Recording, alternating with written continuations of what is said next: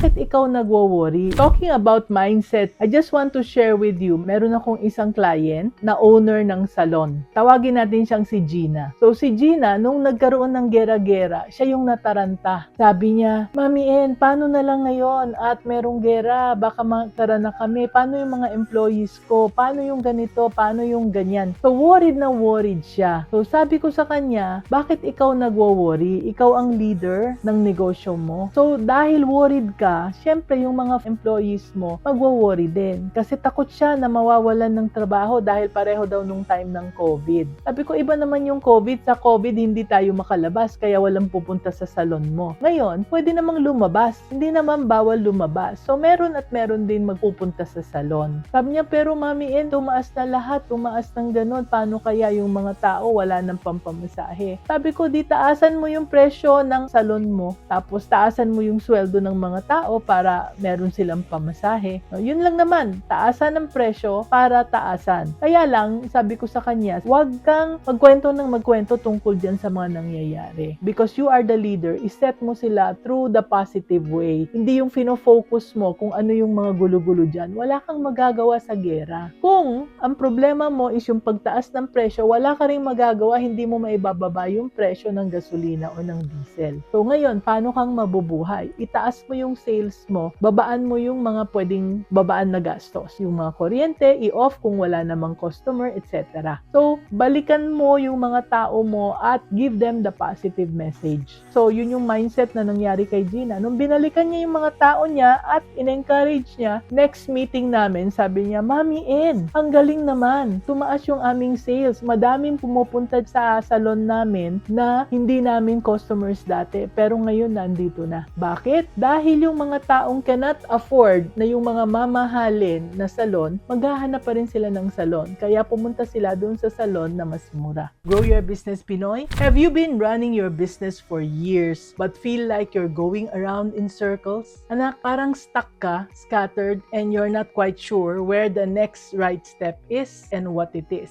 So Grow Your Business, Pinoy is a book that gives you a clear step-by-step growth roadmap. It's practical, proven, and built for the realities of running a business in the Philippines. Wala nang guessing, wala nang doing everything and going nowhere. Just a clear path forward. Finally, get your copy now, anak. The link is in the comment section.